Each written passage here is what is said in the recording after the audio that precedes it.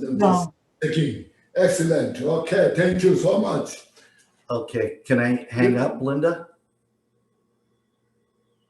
So now you see exactly this what it means. Impermanence. Impermanence, changing every second, every moment. You cannot rely. You see. This is our own experience of the impermanence. You see. Todo bien. Yeah, thank you so much, everybody. Dear Rinpoche.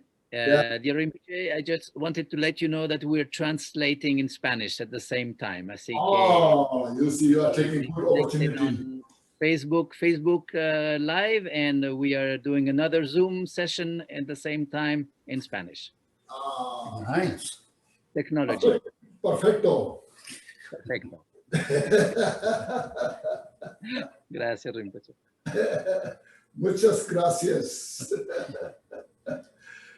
Okay, so we are now, I'm just now talking or sharing the way how we can implement Dharma in our daily life.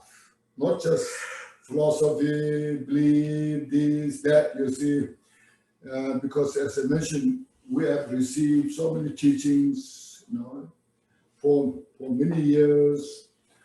So we should know how to focus on our teachings in our life, how to purify our mind, and use the Dharma as a remedy for the cause of the suffering. We need to reduce the cause of suffering. So that's our Dharma practice is about. And then you see everything's changing.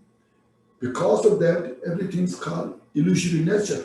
See, all things so illusory. You see, just now I have noticed, just a moment ago, I was talking, sharing all these things, and suddenly just black out, and you cannot hear anything, you cannot see, That's just called illusory nature. So when we attach to that, what is going on, and suddenly when it changed, and we're so upset because of the effect of our attachment that brings our suffering.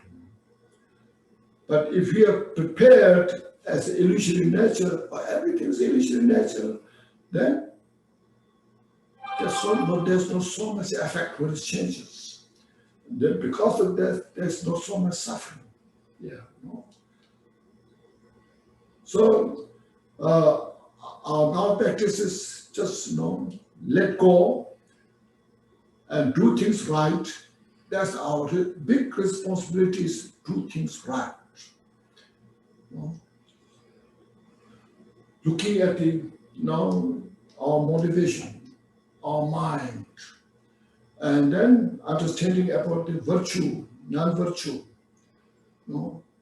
engaging in the virtue, and then reducing the non-virtue.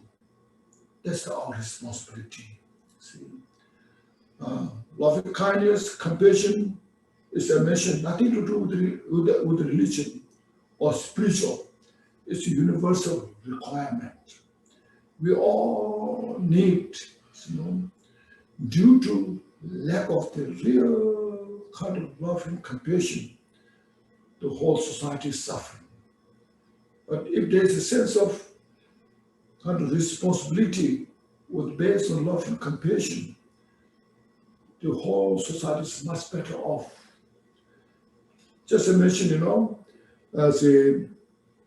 like the leader of the country, when the leader of the country has a sense of responsibility for all the people in the country, based on the, constitution, love and compassion, and there's real peace, and people appreciate. Not necessarily everyone appreciate, but majority will appreciate, respect that. So that's very important. That's what Dhamma static practice is about. So we just look at our weakness, we acknowledge that and purify those and develop all the positive qualities.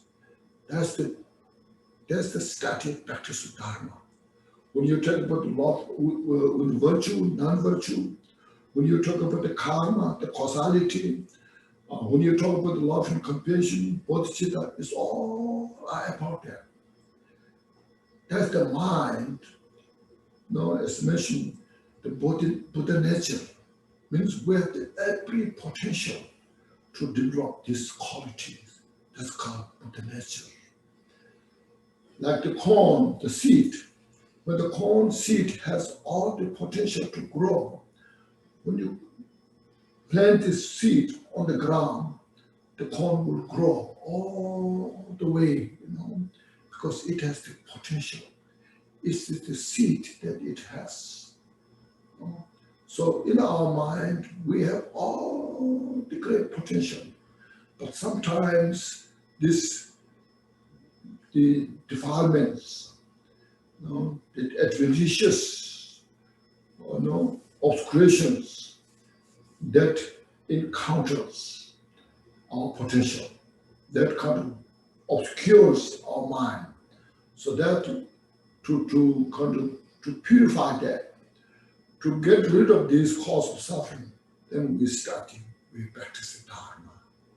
That's why in the Dharma practice, as you see, especially you have been studying Mahamudra so many times. Many teachers will give you Mahamudra teachings, because it's very important kind of subject to market. It's a Mahamudra, Dzogchen, these are the very important kind of topic to market in the people. Then it will say you, just live as it is, in the uncontrived, in the unfabricated. You see that, you find that. So all the teachings, the cause of suffering is the cause of suffering. We cannot contrive that. We cannot pretend that. The cause of peace and happiness is the cause of peace and happiness. We cannot contrive that. We cannot fabricate that. So whatever this seed, whatever the cause is planted, will manifest. But because, as mentioned, mind is such profound, so therefore it's so many layers, one after another. So these are some basic, just to remind, to understand. It's called Sutra system, or it's called common ground, or shared by all the Buddhists. And then next is the Deity Yoga, Yedam practice. That is it. He has said, from such a mind arises, from such mind means from bodhicitta. Loving kindness, compassion, bodhicitta mind, that well established as a ground, then mind rises the Yedam deity forms, the Vajra deity yoga. So like say, Chendrasik, Tara, or Chakasamvara, or Vajra, or Yamantaka. Now you are practicing those things so much. So those deity yogas, those deity practice manifest in that form, we should see as a pure form. So because of that is the nature of the bodhicitta. The bodhicitta mind manifests as the deity, that enlightened being. See, even though the nature itself is emptiness, but within that emptiness, in the deity form, manifests all the different those individuals, Chandrasik, Tara, Chakasamvara, or Vajra Yogini, all this, see. So there's a deity's form. Ourself, primordially, as Lord Hiruka is ourself, is primordially It's not something we created. It's our Buddha nature. No, that is the nature of itself. See? The Hiruka means who destroys all the mental delusions. In the Sanskrit word, Hiruka, that all the mental delusions are nothing but empty. That realizes that empty nature of the delusion, and the Deity Yoga is the enlightened body, enlightened state. So any practices, Deity Yoga you practice, is just it's not something you're creating or exaggeration or say imputed. Rather, it's natural, established right from the beginning. And then endowed with a adornment, attire, marks, and signs, so that when you manifest as the Deity Yoga, then you manifest in the Deity Yoga. The Deity has all these different attire, or all the exhibition of the different ornaments, so the silk ropes, all this, the 5-pointed crown, everything has significance. It's not something culturally it's kind of designated, but through the significance of the enlightened qualities, then manifests. The 5-pointed crown, you see, is five Buddhas or 5 wisdoms. So that 5 Buddhas, 5 wisdom is the nature of this deity, that enlightened being. So that what you see as the body in that nature, all the ornaments, is called Sampokakaya. So Sampokakaya means is expression of the excellent qualities of Buddha. See, it's expression of all the excellent qualities. So just we understand that. If we don't know all this expression, then it becomes a culture. So that itself is you believe something. It becomes a culture. But when you know all the explanations, what signifies of all this, then you can see it's the display of the excellent qualities, inner qualities that we don't see from our eyes. But when you see physically all this attire, ornaments, the jewels, sometimes you can see bones, bone means there's nothing to attach to this. It's just a bone. So it is, you just look at this, and so the deity practice you see. Some are wrathful, some are peaceful, some are semi-wrathful. It's all just expression. Wrathful means in the outside, it's expression of wrathful. But in the inside, that very nature of the wrathful, anger, is dissolved into emptiness. Because that wrathful itself is nothing but illusion nature. So in our ordinary mind, you look at see, in our ordinary mind, when you're angry, look at see how much suffering is there, how much frustration is there. You see, because you're so frustrated, because something is missing, and something is not working, then there's anger, and then there's suffering. See, look at that nature.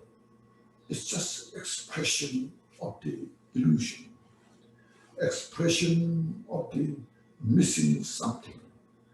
But when you realize that, then that is just illusion nature. It's just manifestation. So through from the wisdom point of view, these all are nothing but nature of the display of the ignorance. And then when you don't realize that, then it becomes cause of suffering. See, that's it, you see.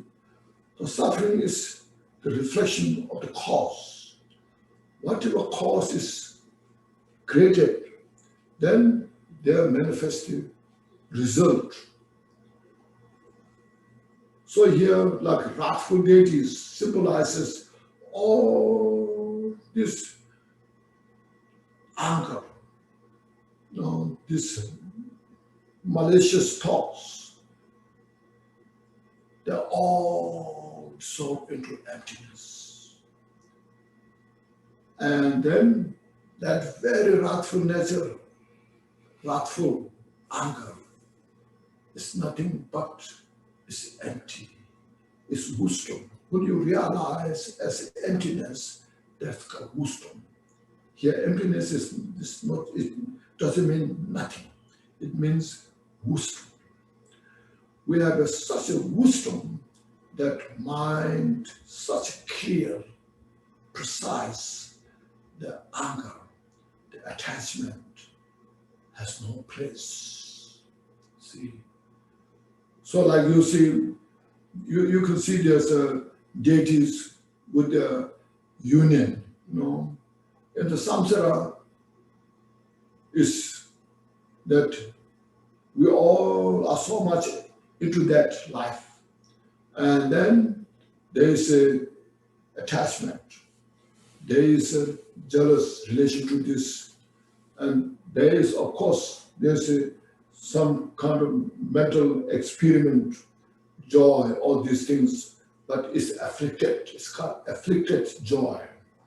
Afflicted, afflicted means sealed by the ignorance, delusion, and that becomes the cause of suffering, you see. But we all are so attracted to that because our habit. We're so habituated on that, and then it's, we're everywhere, everywhere. Doesn't matter what kind of religion you believe, culture, everywhere you see the same kind of expression.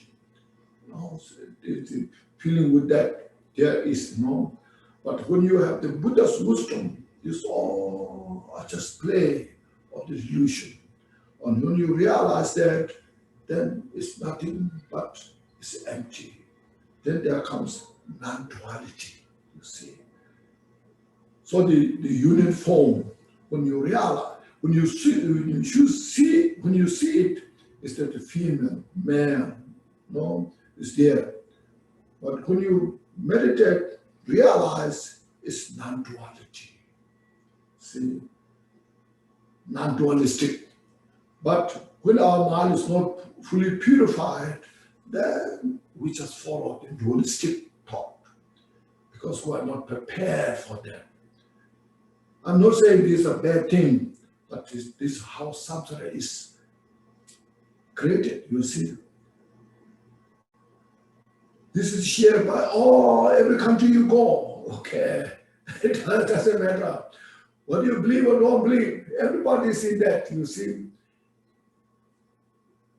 Because our mental afflictions, everybody, even animals, they have their desire, their anger, their hatred. Everyone shares this, you see. So, but Buddha's teaching is how to transform, how to see these things as positive. It's not something you get rid of. You cannot get rid of anything. But you have to realize, you see. That's the point, you see. We need to eat lunch. Even Buddha has lunch, you see, with his bowl, going around Buddha, you see. Even Repa, even he didn't have much, but he eat letters, You see, we all need food, clothes, But we have to have skill how to transform, how to see them as the nature of the non-duality nature. Because everything is manifestation, you see. You can see everything is a manifestation.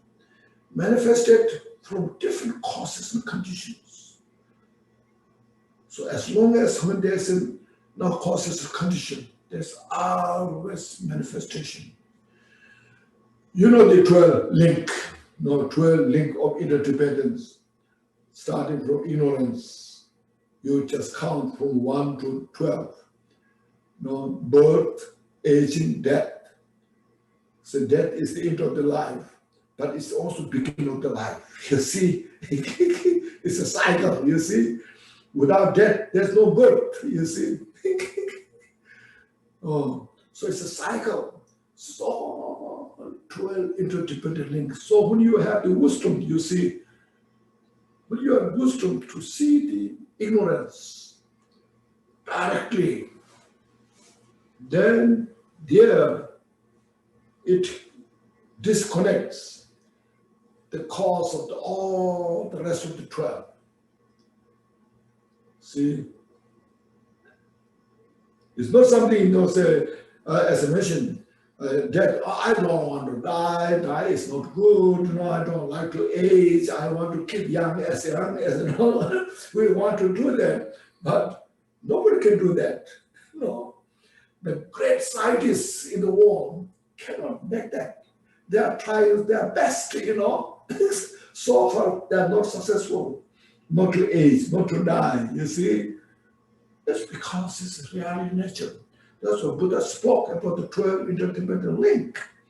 Birth, then aging, and then death, you see. Buddha, see, all those Buddha teaching you see, Buddha didn't teach not to die, but Buddha taught how to die, you see. So these are the teaching you see, so important. So that's why all this, what I'm saying is in the Vajra, there's so many different, you see, there's some mistake, some people confuse, some are just, have no idea. This is something like, say, this is what strange they have. But we have to know the expression of these things, the communication of these things, how to transmute, how to transform, how to purify. Then we can appreciate. But we have to understand how to practice. That's the very important point. Understanding this will be easier, but practice is not that easy. Because look at our own mind, and we have to purify our own mental afflictions, our own mental confusions. Very difficult to get it away. But that's our practice. And we are so fortunate to have this kind of opportunity. We should rejoice, appreciate, and take advantage as much as possible. That is what we have our own opportunity. So that's I just try to explain, what it means about, this. Mentioned the ethereal mouths and signs and all these things you see, and then it said here clearly and completely pure and stabilized divine pride. First, when any practice you do, you should see clearly, precisely, like Chandresi, 2 arms or 4 arms, or Tara, green Tara, white Tara, whatever you practice, first you see clearly, like a reflection in the mirror. Just look at it. But at the same time, it's illusory nature. See that.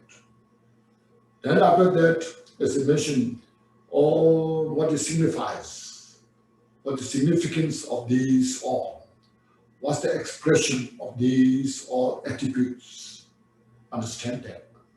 Then Third one, see, you just built. It's called confidence. I am the Chandrisi. I am the Tara. I am this, that. You see, not out of delusion, not out of ego, but touching the basic reality nature as it is. See, as it is. Then there's no fear, you see, there's no attachment, because it is as it is. It's not as something you contributed, it's not something you created, which does not exist. Then there's a fear to lose it. But here, when you acknowledge who you are, when you have wisdom to recognize yourself in that, then you see, I am in that nature. Everyone is in that nature. All sentient beings are in that nature. So there's nothing to fear. No. You see, we have a fear in the world. Maybe I may lose this, maybe I get this, maybe I face this obstacle, this and that. All the fears comes from the grasping to the ego.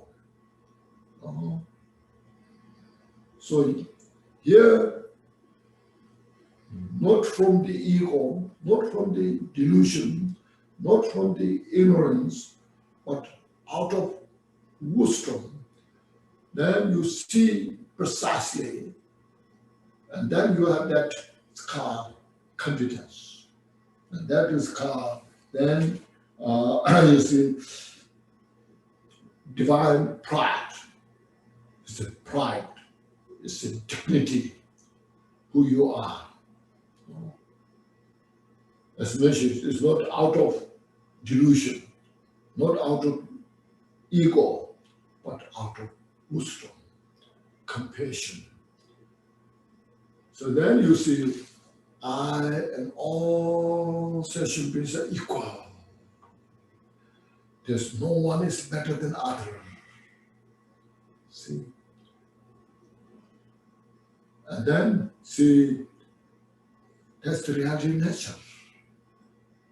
Like the sky. I'm here in United States.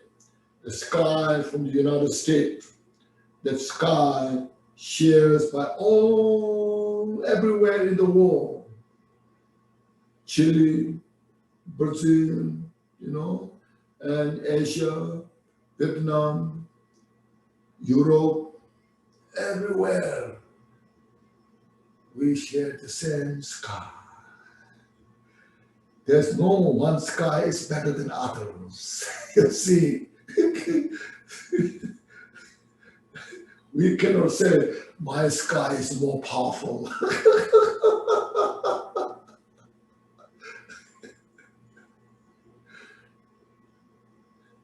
See, that was kind of understanding. And then practice that. We follow that. So then we will be out of the delusion, out of the confusion. Otherwise, we're so confused. So confused. So we should learn so much from Buddha's life. Buddha said, my mind and mind of all sentient beings are equal. See?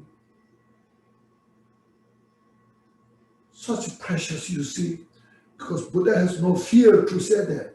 You see, one of our teachers cannot say that because they have fear to lose their status. If I equalize you, then I will be not respected. What should I do, But Buddha has no fear.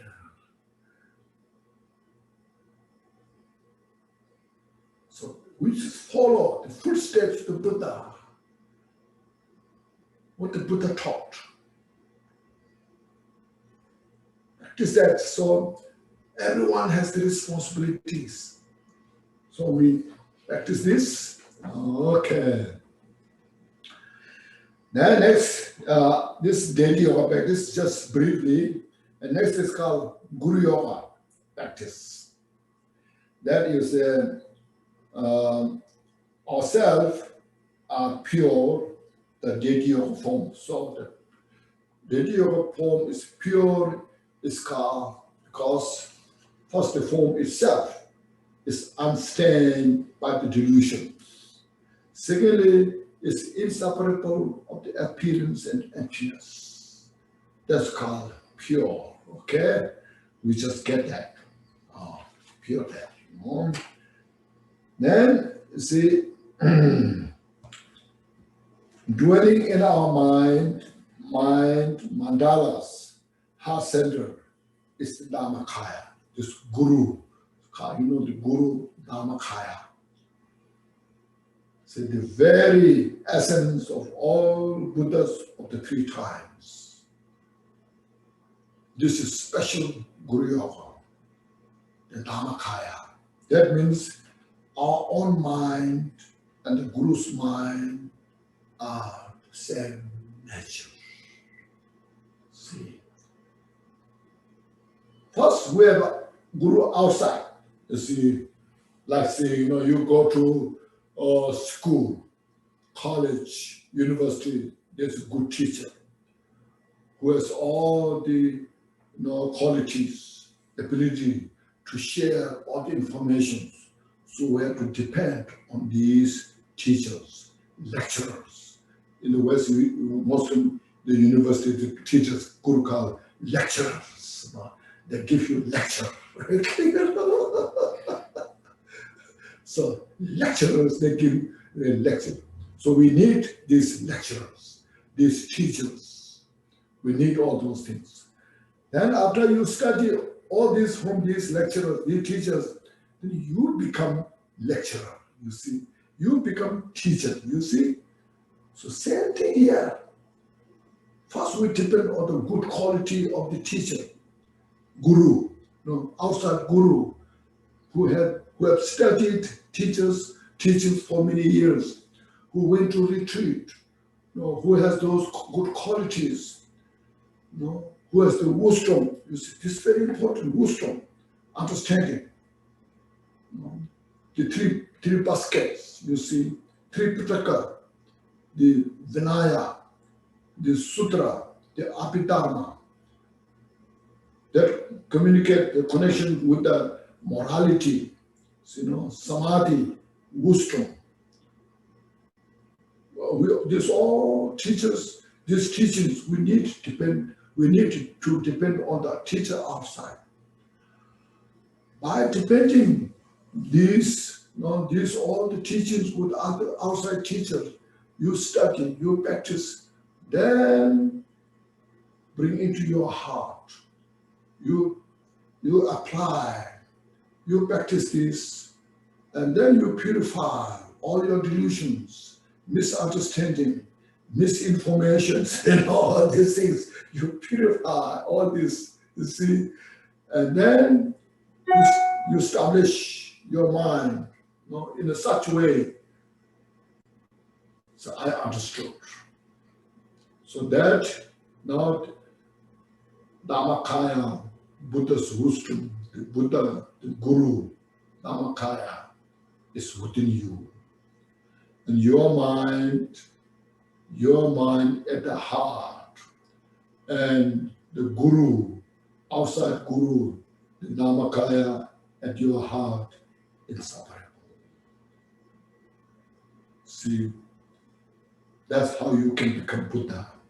But first you have to see you have to understand how to see the real Guru is Dharmakaya, which is inseparable of your own mind. Then you say, then you can see all a manifestation of the Guru. Good or bad, not necessarily everything is good, but there can come so many ways. But everything has its reason. Everything has a lesson. When there's an obstacle, there's a reason. There's a lesson to learn. It's the manifestation of Guru, you see. then you can see something is a state of suffering. Oh, what you can learn from suffering. Or you can, I can learn things from suffering. Suffering is unpleasant feeling. It's because the non-virtue, negative thoughts, from that manifest the suffering. So I get the wisdom from this. So, because when I look at the suffering of the sentient beings, I get the chance to develop compassion. Because if there's no suffering, there's no way we can develop compassion. See, no way we can develop compassion. The real compassion comes looking at the suffering of the sentient beings, the delusion of the sentient beings. When you see that, then you develop compassion, and then see how much you get to benefit from that practice.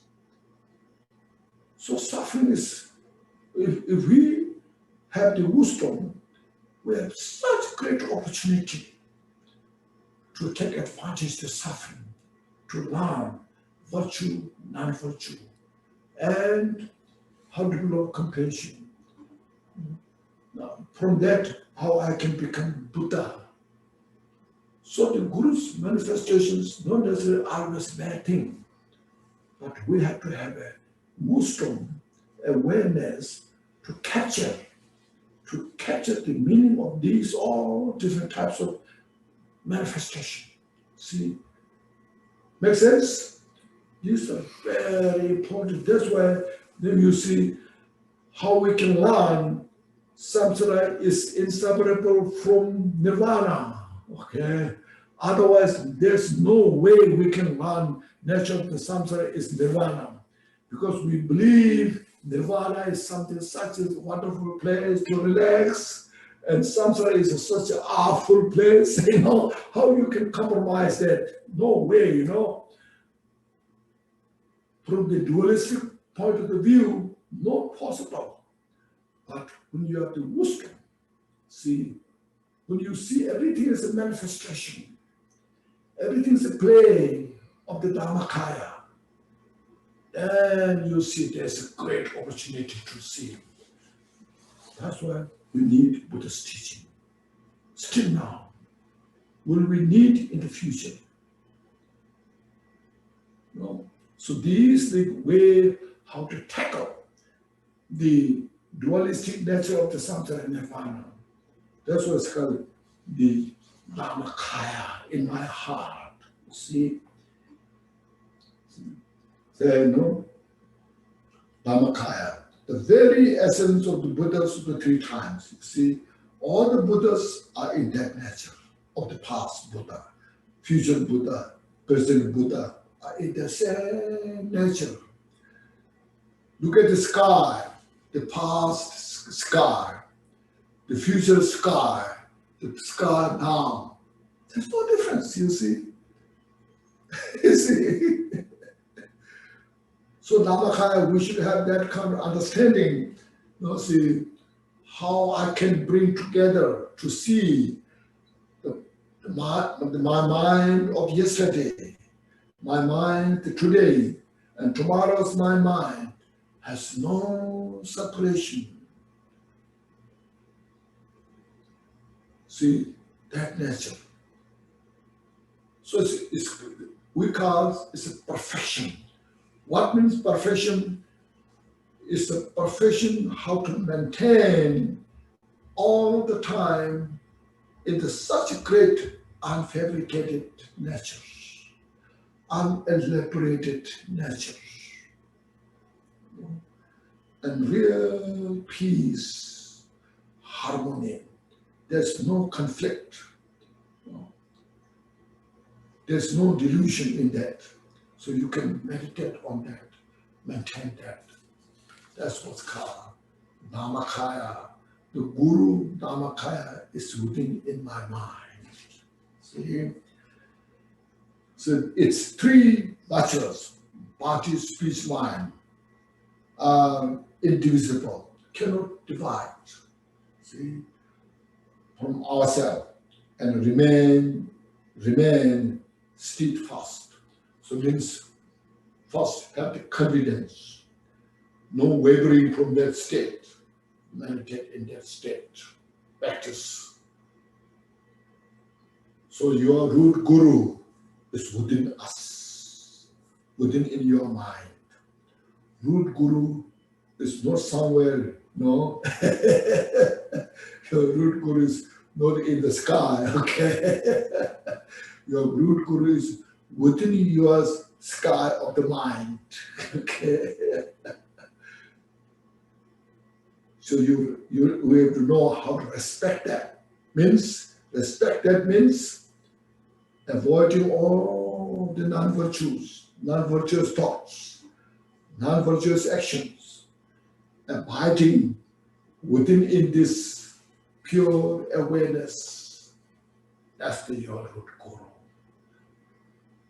So therefore you see, this one great teacher said, first you have to attain the outer guru. So, guru, Sanskrit is Sanskrit word. Guru means who is very heavily ornamented, excellent qualities.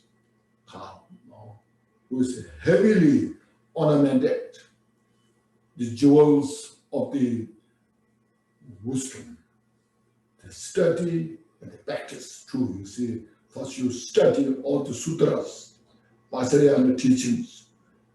You have all this wisdom of the study. And then, secondly, practice them. Have experienced those teachings.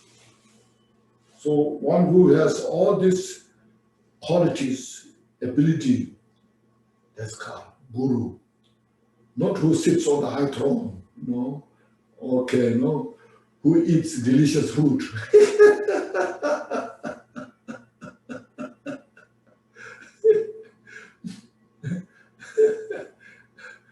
But who is, well established in the realization of the wisdom of the Buddha. That's called guru. So there's first we have to depend on the outer guru. Then after that, your Dharma books are guru. You see, you read Dharma books, you get so much reminding, understanding, refreshing. Like as mentioned, like your ornament of liberation, it's your guru, And then other, you see, there's some some good books. As mentioned, not necessarily every books are guru, But the Dharma books that explains how to transform the samsara, how to achieve Buddhahood. So those are scripture, the guru in the scripture outside writings. Then those you understood from the teacher person, from the books you understood, you practice, you get the meaning, you put into practice, and now you have no doubt, no fear. So this is I should do, this I should not do. You have all this clarity in nature. That's the inner guru. Okay, so you should acknowledge that, understand that. Understand this, such an important point. That's the guru. You see, there's a steadfast, so remain steadfast. Full confidence, no wavering. So guru is within you. So that's the guru yoga practice. It's just last time I taught here. You have participated on that guru yoga short guru yoga Chikya Sungun, and then Vajra. So you see those, you can repeat those, practice guru yoga and bring into you, dissolve into you, you establish into their nature. You see, that's called guru yoga practice. It's so precious, you see. Then next, the Mahamudra itself. See, Mahamudra itself said, my mind itself is uncontrived. See, mind itself is uncontrolled.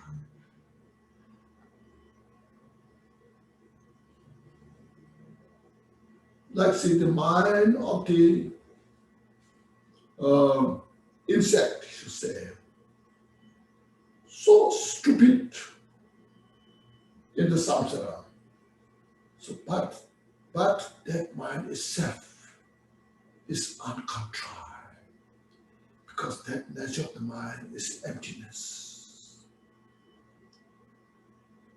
Nobody made that mind is empty, but it's empty by itself. As soon as that very deluded mind, totally overwhelmed by these all delusions, but if you realize that as it is uncontrived mind, as it is, that is the Buddha's mind. See? So no need to mention of all, ourselves. No? But we need such a wisdom to see that. We need, that's why it's a courageous mind, just as the beginning mentioned, courageous, diligent mind. We need courage to capture that. We need a diligent to follow up every day. See, by being lazy, no matter how much you say, my mind is Buddha, still I'm suffering. You see, still I'm confused, you see. But we need a wisdom to capture that. So to capture that nature, we need courage. We need courage to not to attach to these samsaric things, because we have so much fear to lose samsaric this advantage. In the samsara, we have a lot of advantages, this and that, and we have so much fear to lose that. But we need a courage not to attach to these things. Once you know your nature of the Buddha within us. So you see, this is such a precious thing, you see.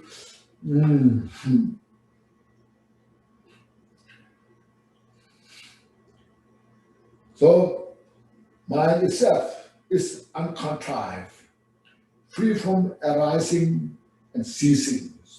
So look at uncontrived mind. They're saying that very uncontrived mind, the very unafflicted mind, the pure nature of the mind itself is not rising from anywhere. It will not go to anywhere to disappear. It's always same nature at the beginning, now, in the future, or past, present, future. It is as it is.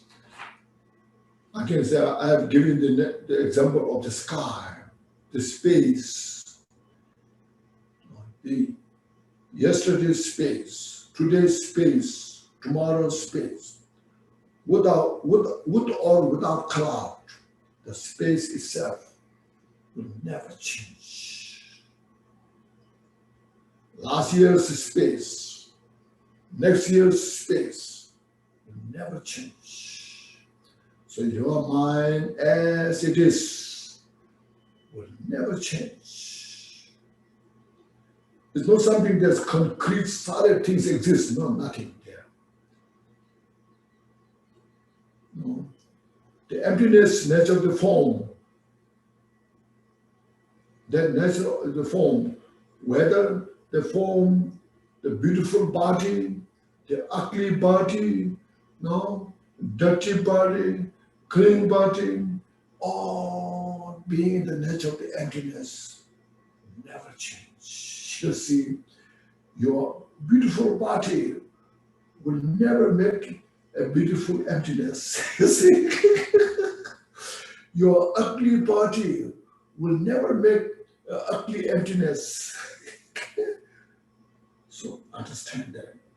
Your suffering body will never make a suffering in the emptiness. Make sense?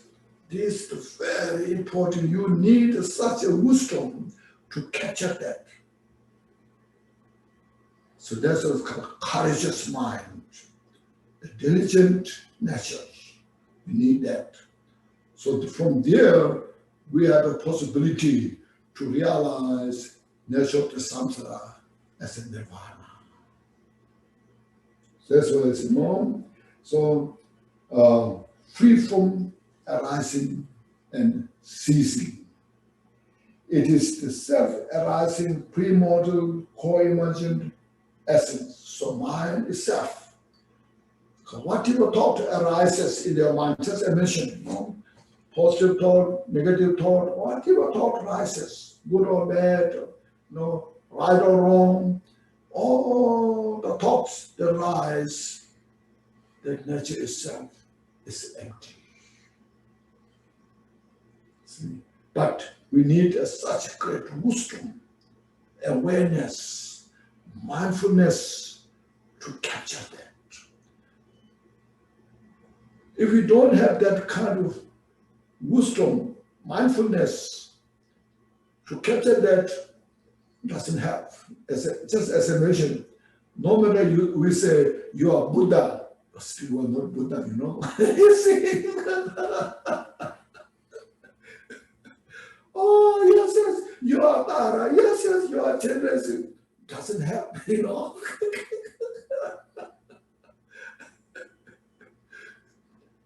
Instead, we develop ego. Oh, Lama told me I'm a Tara or I'm a Chenrezig, It just really adds more confusion. Lama told me I'm a Tara, or Lama told me I'm a Chenrezig, Then you are confused. Then you don't know where you are, you see? And then it's called, as mentioned, it's called a spiritual mess.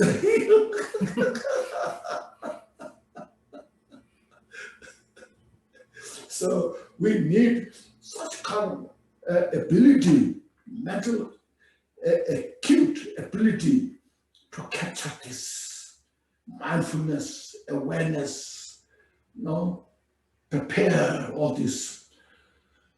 Then your Dharma practice becomes such a powerful instrument, to delete all this nonsense, purify. Then you can rejoice yourself. You can appreciate. Then you say, I'm so fortunate. Oh, what precious human life I have. Look those animals, as I mentioned, how much opportunity they have.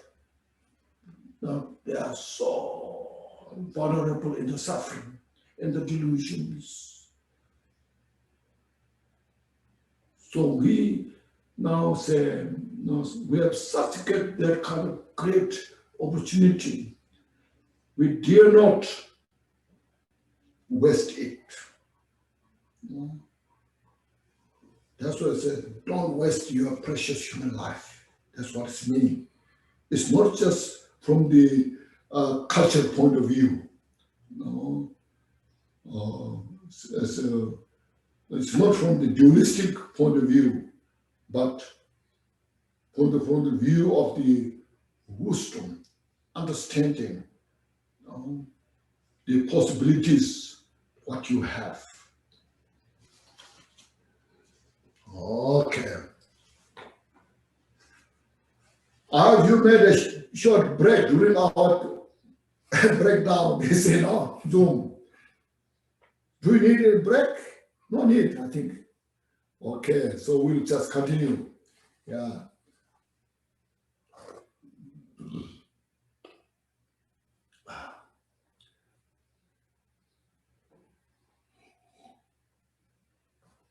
So,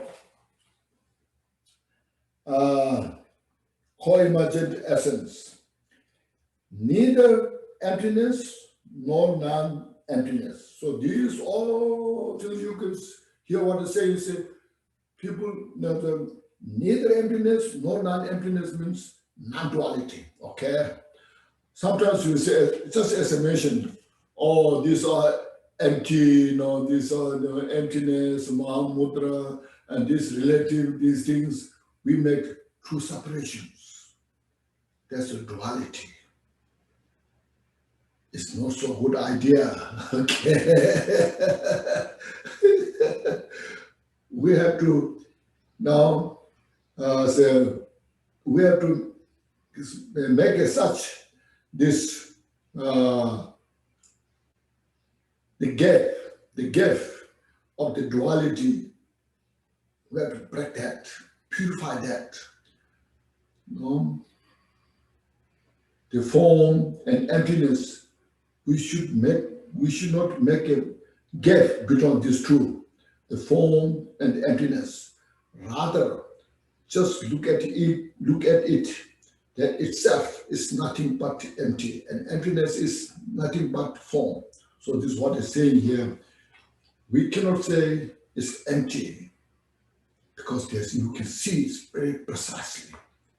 But we cannot say it's neither non-empty, because their nature is not exist by itself in any way. So this is a very important point. Neither emptiness nor non-emptiness. See, transcending the realm of thought and words, you see, it's all our dualistic expressions are transcendent. We cannot reach to that. What we have to do is we have to practice, meditate.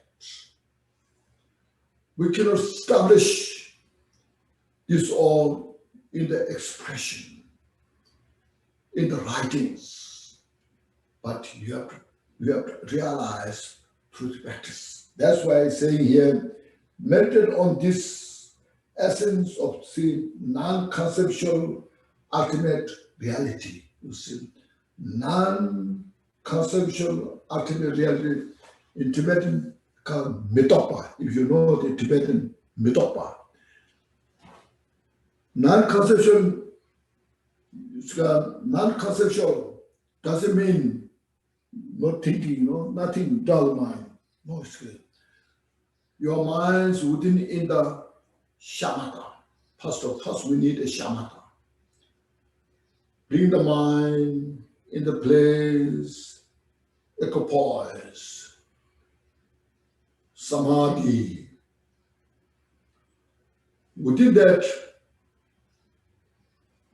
there is a lot of manifested mind, but it's not separated from that shamatha. Within the shamatha, you have all the mental manifestation. You see, shamatha doesn't mean it's totally black out your mind. See, but it's a way how to maintain your mind in the relaxed, clear, precise, no tension, no duality.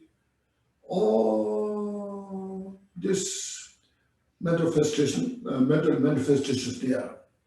These all manifestations, nothing but in the emptiness.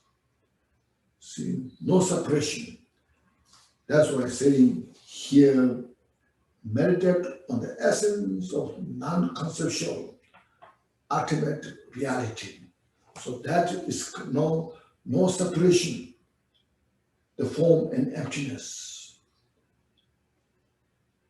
Capturing that meaning within in your mind. When you see something, that very nature itself is nothing but empty. That very emptiness nature is that what is happening. That's what's called ultimate. Non-duality, you see. I'm just saying few words about this. In reality, still you can't get it. You see, say, oh, how it looks nice. But when you realize it, then you can see, yes, I understood. That makes sense. Then in that, what it does is, in that state, there's no ignorance, you see. Ignorance has no place there. Because you know directly how everything constitutes. As it is, now this card, as it is. When you capture that meaning, there's nothing to attach. No attachment. When there's no attachment, there's no aversion. You see? So that's why you see what it means. All the mental delusions are uprooted.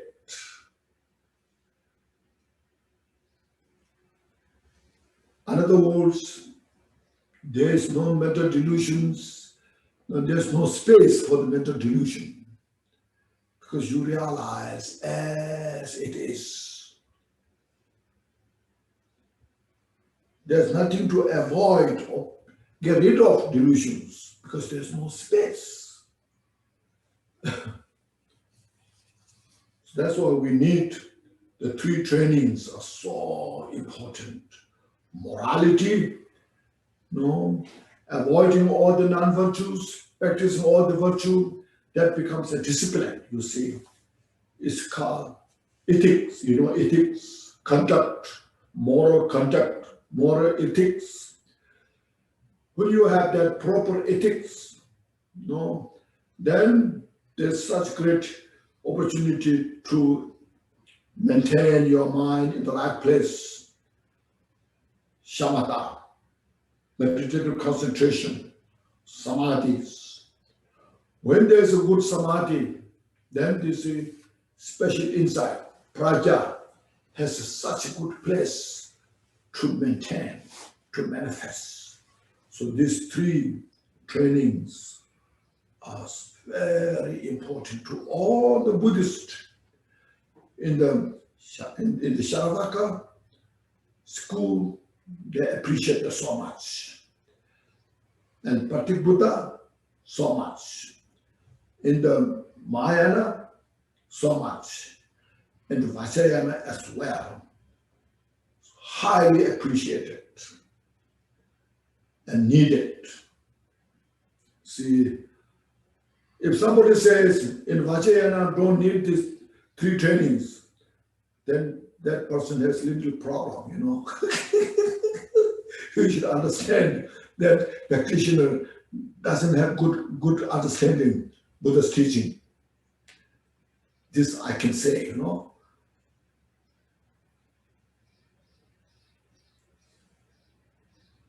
So sometimes I so all in the bhajan is okay, you can have that, you can have this, you can have this. In Vinaya, you are not allowed this, not allowed this. How Buddha, this all taught by Buddha himself. How Buddha himself can contradict by himself.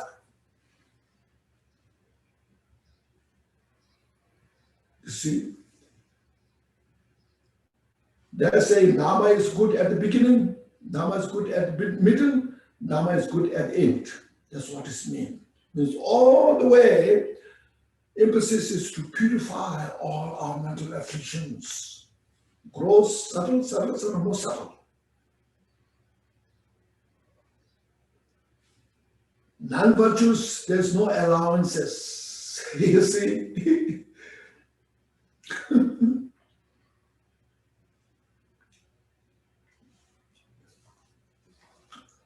Okay, then if Buddha said this, it's okay, Vajra, you can have these things, then in the Buddha's mind, there's something's wrong,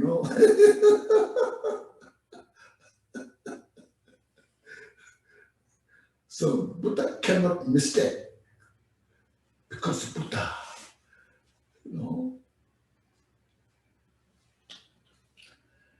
Okay, so this is the Mahamudra. Okay, and then Next, the last one is dedication. So the fivefold path, first bodhicitta, then Vajrayana, then Guru Yoga, and Mahamudra. Now dedication here. Now I said, vast virtue empowered through realization is inseparable from the true accumulations and in the nature of the space. It's very beautiful, you see. Vast virtue. Now through this, you can imagine practicing loving kindness, compassion, bodhicitta, relentlessly, with full effort. Totally you are within that field, bodhicitta. And that very nature of the bodhicitta mind formed into the deity, Sabokakaya form. And you purify step by step all this. Then within that your nature of the deity, in your mind, at the heart level, you see Buddha Vajradhara, the Guru, your Guru as the Namakaya, which is inseparable of your mind. And you purify more subtle obscurations. And you have such a great confidence in the teacher, Guru, in your mind. Then within that, you just see your body, your mind, your speech. It's all nothing but manifestation of emptiness, uncontrived. That is your mind. Free from duality, rising, ceasing. All the manifestation are nothing but in the uncontrived nature. All just manifest simultaneously without any rejection, accepting that nature very itself is not non-separable or unseparable from emptiness. So within that you purify all obscurations, you see.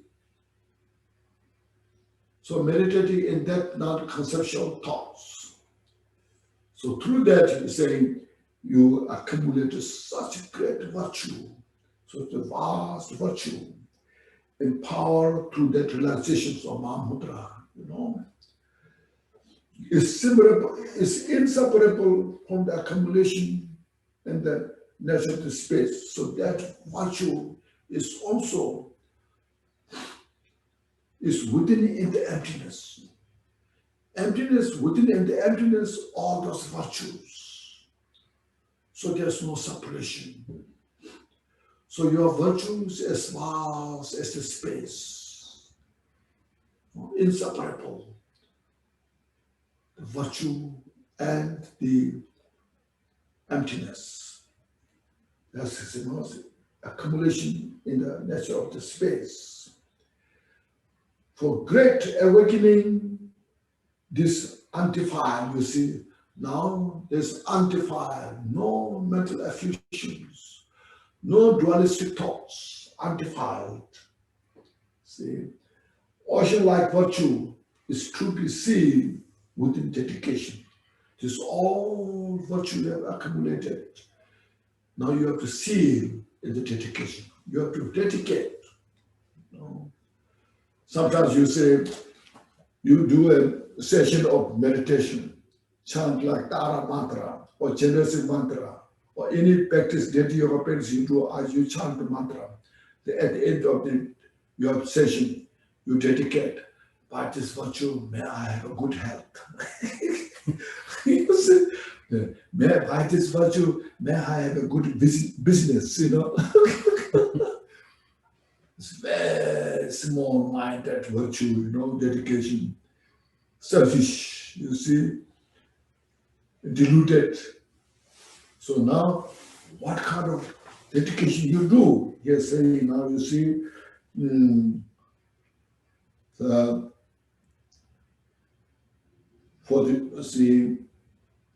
within this, it's now say for great awakening, this undefiled ocean-like virtue is to be sealed with the dedication within the perfectly pure threefold spheres.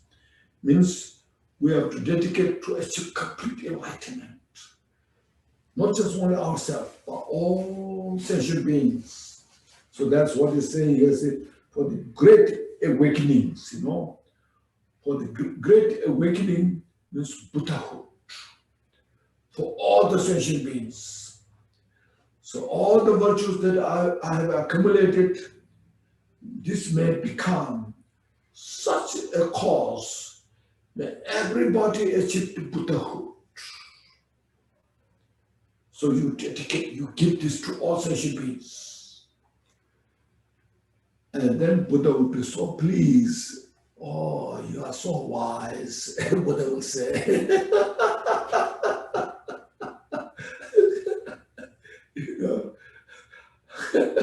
Otherwise, may I become from this problem, may I get rid of this obstacle that I'm facing? And Buddha will say, you are so selfish.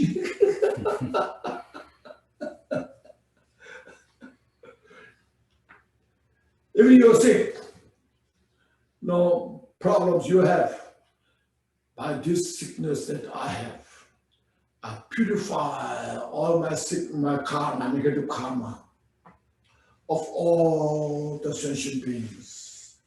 May every sentient being free from the suffering and achieve the Buddhahood. See how wonderful, Everybody can do it. And by doing this, everybody will get such a great benefit. The world will be much better.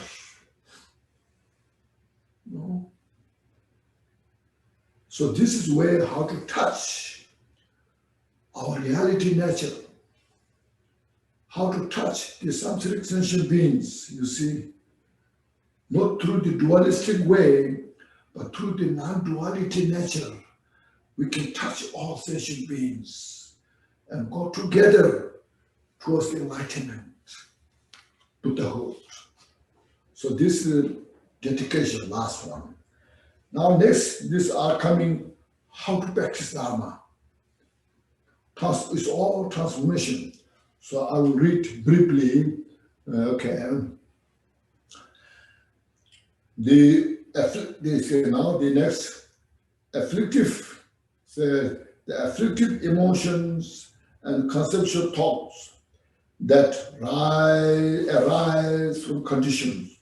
So all our afflictive emotions that we have, attachment, anger, pride, jealousy, so forth, all this rise from the condition. See, when you see beautiful things, you are attached to them. Because it becomes, the beautiful becomes conditioned.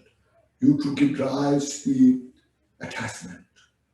When you see the person whom you dislike, who caused you a problem, as soon as you see that, it brings the anger, resentment in the mind. So your anger and this resentment is conditional. So that's you. Make sense? So this is very important to see. So that's what afflictive emotions and conceptual thoughts that arise from conditions.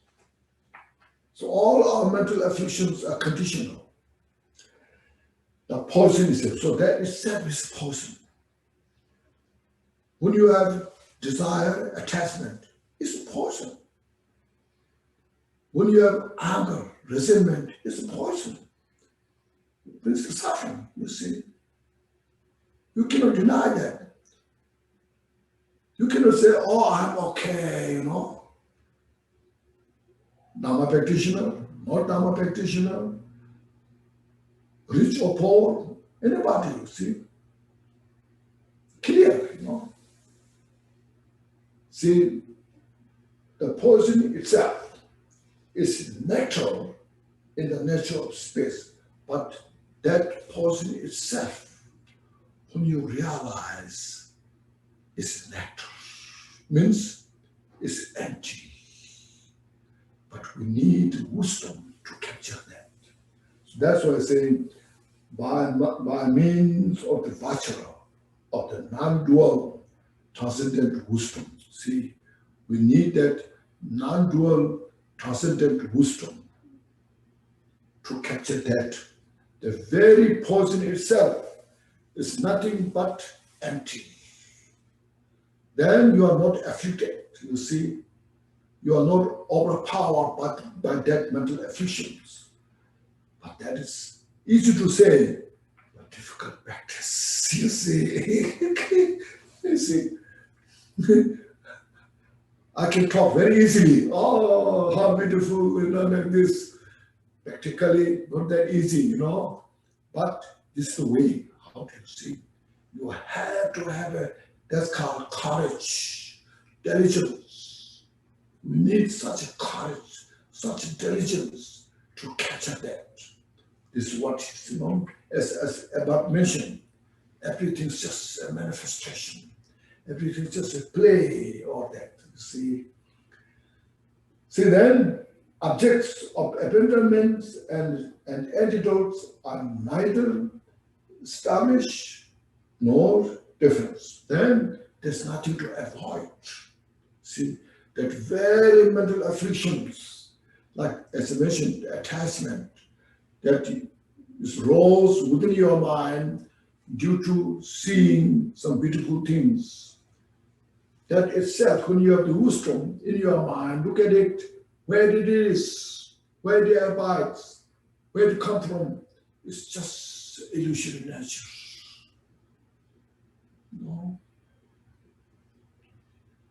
So that's what's called nothing to avoid, nothing to accept. So that's why Dharma is such a precious, especially this text, I see this. Such a beautiful,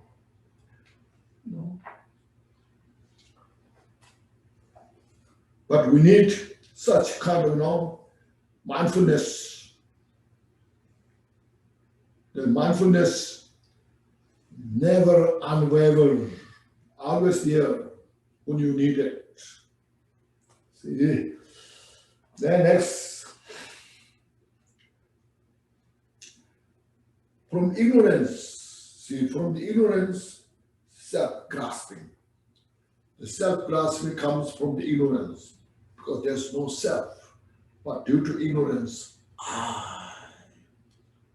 such a strong ego. We built ego and then grandize our ego. Make bigger and bigger. And then there's so much suffering. You don't allow your ego disappear. Your ego, that what we have, is invincible, unbeatable ego. And then it ruins all your life, suffering. See, because of grasping, or, you see, the root of conceptual thoughts. So these are the root of the conceptual thoughts. When we establish the ego that way, the three poisons are created. Then from there, from this ignorance, from this ego, then there's ignorance, there's attachment, there's aversion, pride, jealousy, so forth, greed, everything's there. Created, from which harmful demons. Then all the demons come from there. First of our ego itself is a demon. Then from there, outer demons come from, showing the fangs and drinking the blood, and all this coming from, demons. And the whole samaras of clinking arise, you see. Oh, this is just manifestation from the ignorance of the self-grasping. That's the root cause of all. Now, they are inseparable from the Dharma Dhatu. So when you have wisdom, that ego itself, that ignorance itself, is nothing but Dharma Dhatu. The Dharma sphere, the pervading emptiness. Saying that nirvana, the samsara itself is nirvana. See, no? So, you see, which is pure as space, that itself is pure as space. And full of sublime, powerful qualities will arise from there. This is such great expression, you know. That's why I like this text. It's short, but really very essence is there. But we need a courage, determination, diligence to capture this meaning.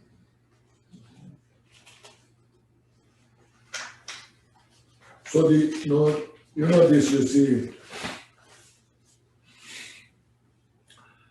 in some sutra, it's called Vimalakiti Nidarshan.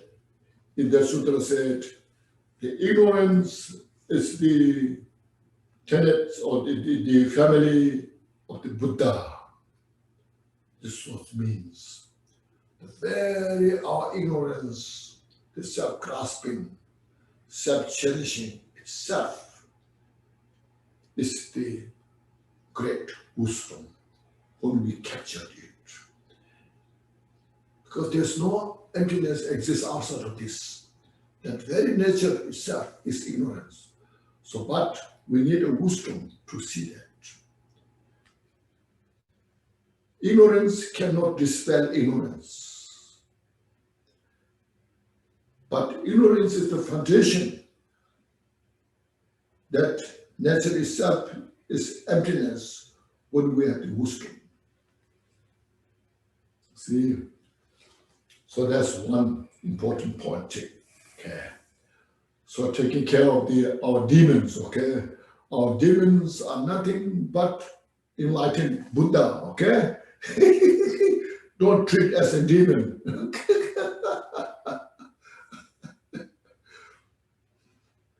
But we have to have wisdom. We cannot claim they are Buddha, no? But we have to have wisdom to see them as a Buddha. See. Now next, body which is comprised of the four elements arise. So we have the body. We have this body has the four elements.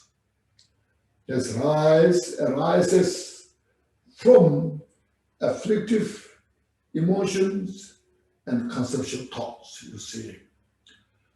Through the mental afflictions, then conceptual thoughts, we create karma. That, as you know, the 12 interdependent links is the ignorance, this mental afflictions, then they create the formation, karma, creating the karma. Then that karma of that printed in the mind, consciousness conceived in the mother's womb.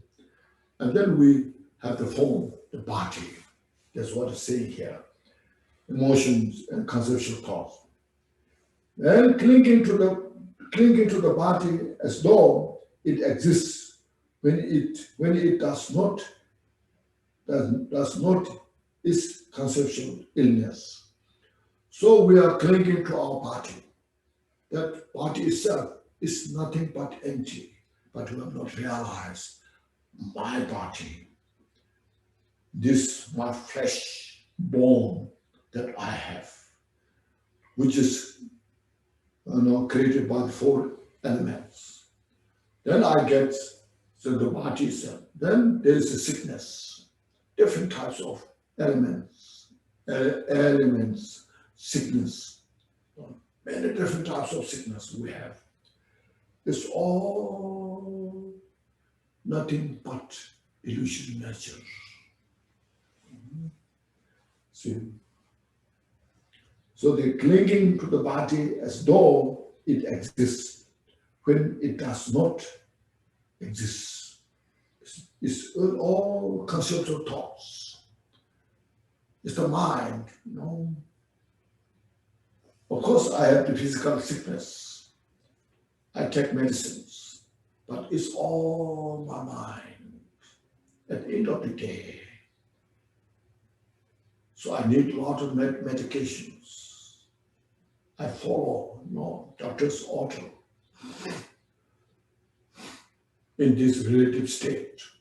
But that very nature of the relative state self is nothing but empty. But I have not realized this. I'm not fully prepared to see this.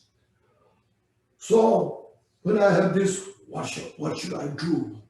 So now he is saying, by taking this illness onto the path, through the premortal wisdom of realization or an elixir of alchemy. See?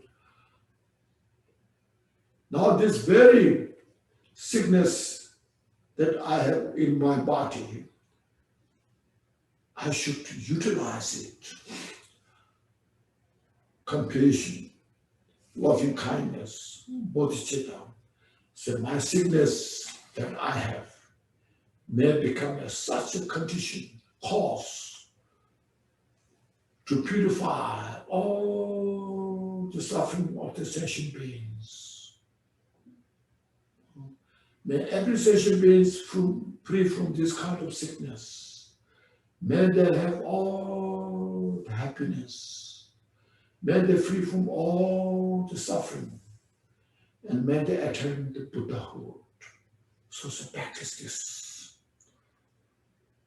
You know, when you practice this way, then your sickness that we are experiencing is not become useless.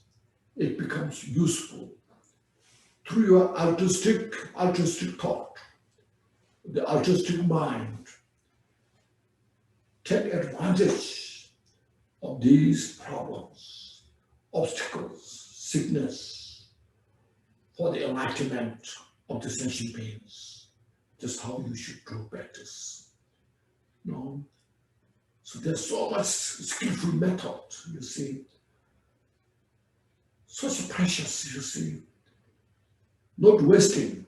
This is just like, say, no, when you have a compost, very unclean, smelling, dirty compost, you take that in the field, then let grow beautiful flowers, fruit trees. From that compost can grow such a beautiful tree, which is transformed into the beautiful flower. It become to grow such a wonderful fruits. And we eat it so delicious. Says, and this fruit is so delicious. Why? Because there's such wonderful compost. You know? So this mental garbage, affliction, sickness, all this, when you have that kind of alchemy of the wisdom, they all can become a cause, fertilizer to achieve enlightenment. Make sense? That's why I like this so much, so good. You know? When you have the mindfulness and wisdom, all your suffering is a great chance. You know, it's a great chance to practice bodhicitta, to practice the Mahamudra. This is how to do it. I cannot say when somebody is sick, I cannot say, oh, you are so fortunate you're sick, you know. I cannot say that. It's so offended, you know. But when you have that kind of skill, the wisdom, when you have that, then we can say that. You practice this way, and you're so fortunate. Make sense? This is such a precious thing. You see, don't forget this. I'm just now sharing this time for all our Dharma practitioners. The pandemic that we have going through is so unfortunate in the world. But we should practice this way to benefit all sentient beings. And then you can share this with others when there's possibilities, opportunities. See? That how you can see samsara as a nirvana. But by pretending, samsara is a nirvana, it will never happen forever,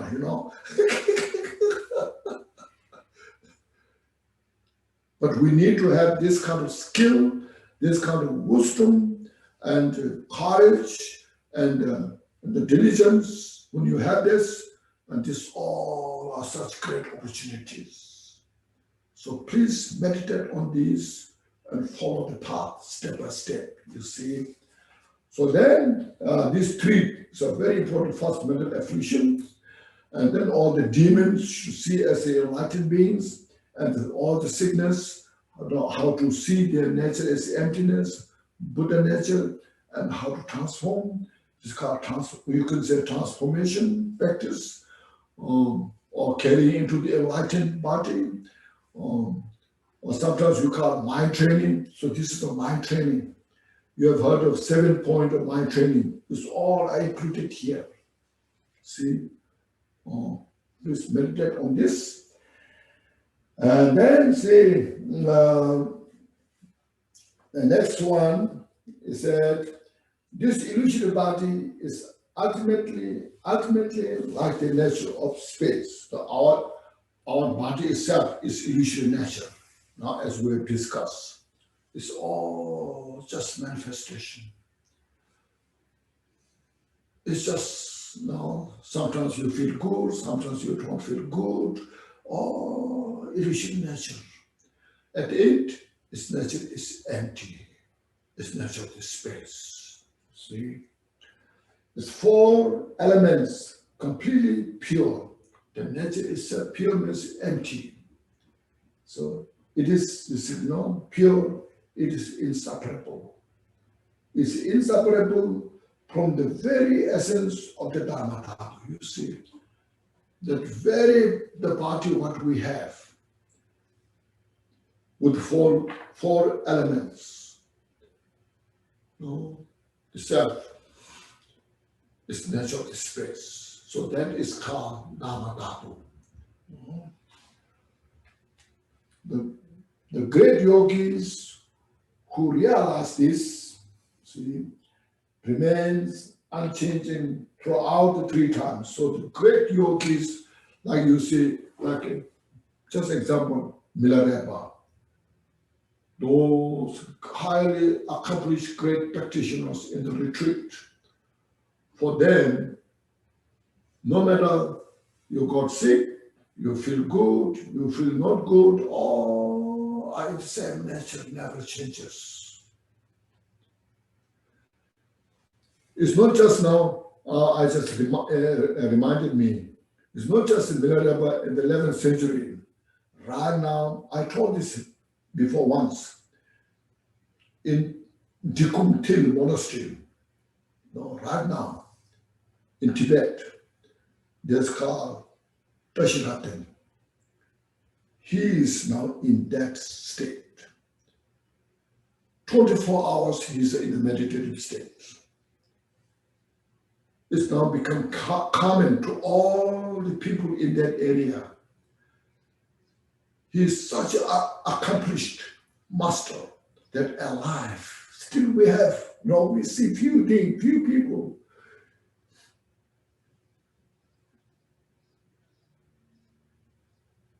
He doesn't need to eat, Maybe like a cup of yogurt or some little bit samba. Most of his kitchens are empty. because he's always in the meditative state. So he's in this kind of position.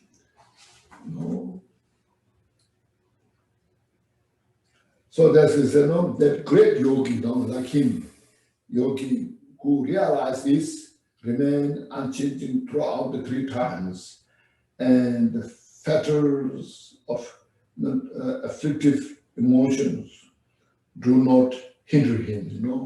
No matter what happens in the mind, in the body, everything within in the Dhamma the all-pervading emptiness state in that nature. So if we make enough effort, there's a possibility, there's a chance. See? So that's the Dhamma has that kind of great power, ability that Buddha taught to us. Buddha has given this teaching to us. Not only to great lamas, who sit on the high throne, but he's given especially to us who are inferior, because Buddha concerned those who are inferior. We don't have much support, help, and Buddha is concerned so much to us, given to us. So we should take that advantage. Okay. Buddha will not say, you are so high, so I'll give you the high teaching to you.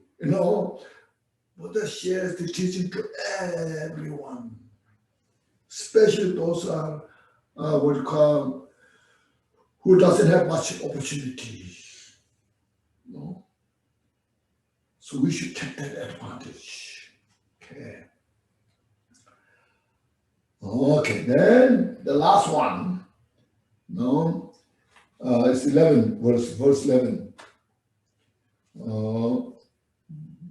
Thus, achieving the stainless Dhammakaya, endow the twofold purity. So through these practices, our Buddha nature is pure by itself, no need to purify. But that purified Buddha nature is obscured by the adventitious mental afflictions. That what we study, practice, and purify. So there's true purification. What does that mean? To purify, first, initially, it's already pure.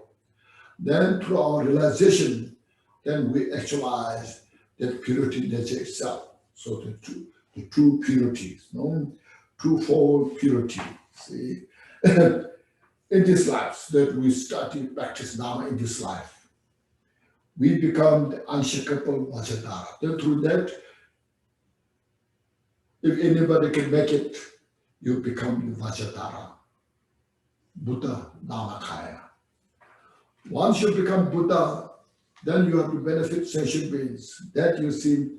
And for those pure, impure beings who are to pretend accordingly, activities are spontaneously and ceaselessly or unceasing, manifest unceasingly. See, so that you see, Buddha's activities never stop. Those pure means those who are like the great Bodhisattvas, who are the first Bhumi, 8th Bhumi, 10th Bhumi. To those great Bodhisattvas, Buddha manifests as Sambhogakaya, pure form. And who, like we are like ordinary beings. Buddha manifests many different ways to sentient beings free from samsara. But these all are based on cause, conditions. It's not without cause, without conditions. Please understand that. Sometimes we think, Buddha manifests now freely. Why not? Buddha should come more now. We need more, But we have to earn the cause. We have to make the conditions. Buddha is not the creator. Buddha follows according to the cause, according to the conditions. So we have to make the condition, we have to make the cause. And then according to the cause, according to the conditions, then Buddha manifests. So it's interdependent, interconnected. So this is how Buddha manifests sentient beings until the end of the samsara, which is very long way. Make sense? Oh, we are doing so well. Now, the last one is said, by the virtue arising from composing this essence of profound meaning, may all migrators attain the Vajra Patimis Namakaya. May every sentient being achieve the Buddhahood. Saying. And this, so Vajra's speech of this essence of ultimate was composed by Ngoje Repa. Ngoje Repa, as mentioned, the disciple of Lord Jigten Sungun, so precious. So I'm so happy that today we went through this, and share this, those who are interested. So I hope it's helpful, beneficial. So this Vajra speech of the essence of the ultimate, I says Kusumi and meditation that you may not make up the Sunny major, some to teach it, the learning to teach a child, that's in Tibetan. And so please, take this in your heart and practice as much as possible. Every day basis, remind, and then until we make the next schedule. So for the time being, all our practitioners purify all our obscurations as much as possible. Dharma is practice, not just to accumulate knowledge, but put into practice, get the benefit that we need in the world more than ever before. So, wherever you are, doesn't matter, in the United States, in Europe, in Asia, in the countries you are, just Dharma is good for everybody. And just continue. So I share this very sincerely, try to be helpful. So please do this practice. Any questions you have now?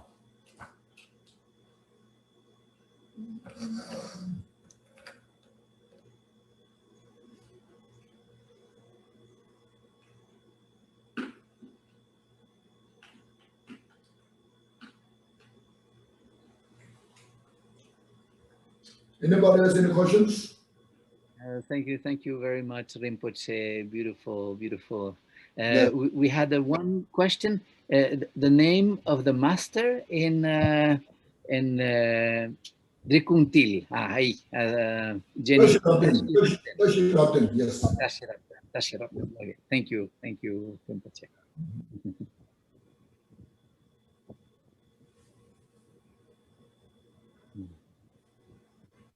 ¿Alguna pregunta? Dice el Rinpoche, si alguien tiene alguna pregunta.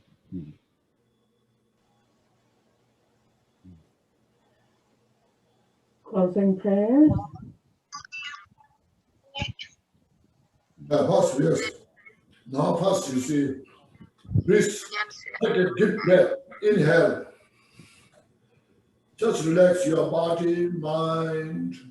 Just relax. Like a space. And breathe in fully. And exhale all the tension. Once more, please breathe in fully. And exhale. Now once more, please breathe in fully. And exhale. and just briefly reflect what we went through this session, the teachings that we have discussed.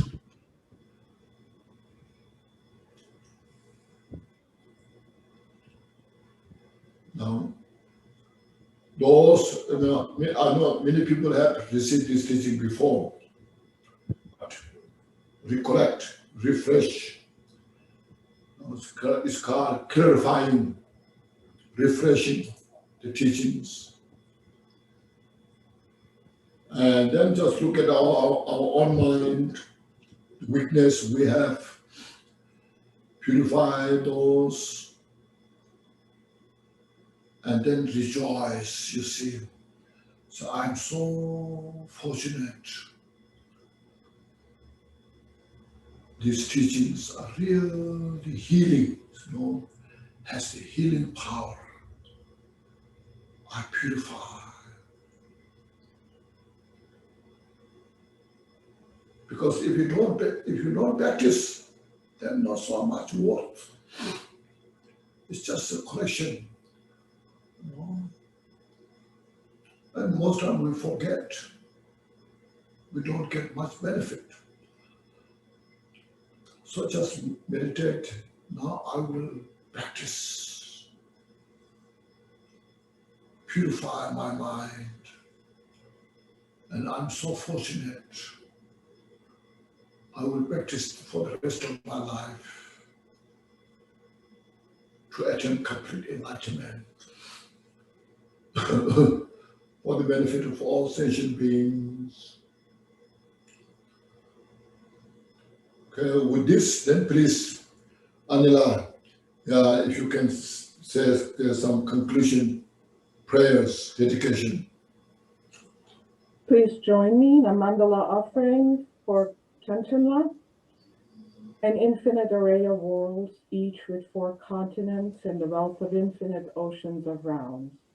If I bring them all to mind and offer them without exception, please hold with compassion all beings they contain.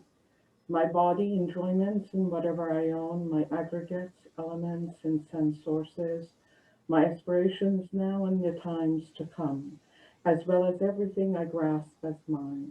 By offering them all, may I be blessed with the end of self-grasping, completely liberated from the bounds of real and unreal, transcending the names, attributes, arising, cessation, abiding, coming and going, affirmation and denial.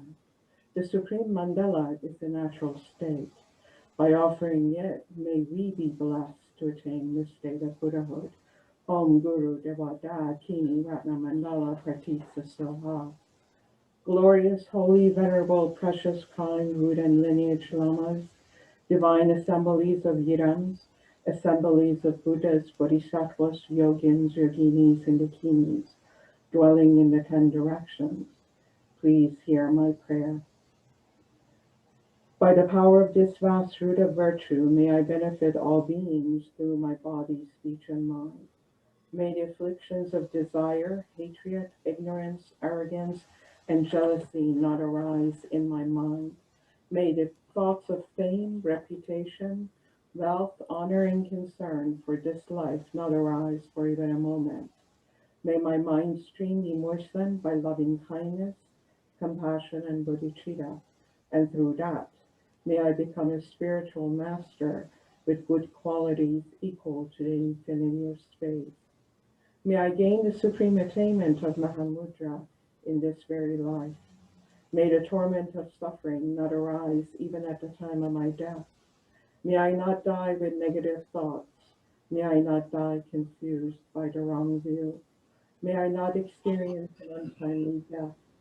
May I die joyfully and happily in the great luminosity of mind as such and pervading clarity of Dharmata. May I in any case gain the supreme attainment of Mahamudra at the time of death or in the bardo. By the virtues collected in the 3 times by myself and all beings in samsara and nirvana, and by the innate root of virtue, may I and all beings quickly attain unsurpassed, perfect, complete, precious Buddhahood.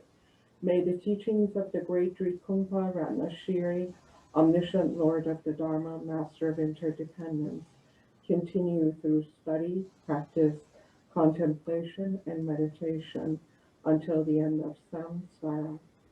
Thank you very much, Rinpoche. Thank you, everybody, for your participation. Thank you so much. Take care. Yes. Thank you, Rinpoche. Yeah, thank you, everybody. Thank you. Enjoy the time here. Thank you, Khenchen. Thank you, Rinpoche. Thank you. Thank you. Tashi Dele. Thank you, Khenchen. Yes, thank you. Rinpoche. Bye, Rinpoche. Take care. Yeah, See you soon. Take care. Từ Campuchia nè. Yes. Bay thế này cũng ngồi. Oh, Nhiều okay. Rinpoche. Been a long time. Thank you, Cambodia. Bây giờ thì Rinpoche. Thank you, Rinpoche. Night. Thank you. See you again, Cambodia nè. Chỗ. Nhiều người trẻ lắm con ơi. Sau này làm Phật. Sau này đi theo đạo Phật. Không phải làm Phật mà người ta Sau này đi theo đạo Phật. người ta tu sớm để đỡ sớm. Đó là đỡ khổ. Thank you, Rinpoche.